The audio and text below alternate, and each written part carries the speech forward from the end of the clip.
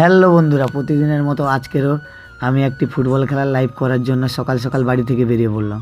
বাড়ি থেকে যাওয়ার পথে দেখলাম আমার পাশ দিয়ে একটি বড় অ্যাম্বুলেন্স চলে যাচ্ছে আমাদের গ্রামের দিকে।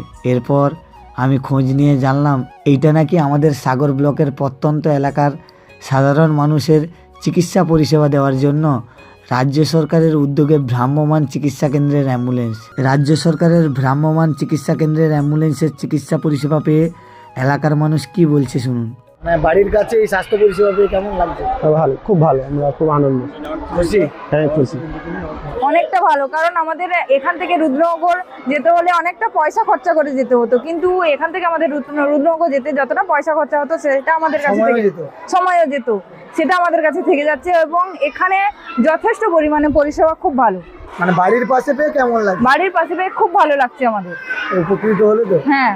সাগর গ্রামীণ হাসপাতাল থেকে প্রতিদিন সাধারণ মানুষকে চিকিৎসা পরিষেবা দেওয়ার জন্য সাগর ব্লকের বিভিন্ন প্রান্তে এই ভ্রাম্যমাণ চিকিৎসা কেন্দ্রের অ্যাম্বুলেন্সটি পৌঁছে যায়।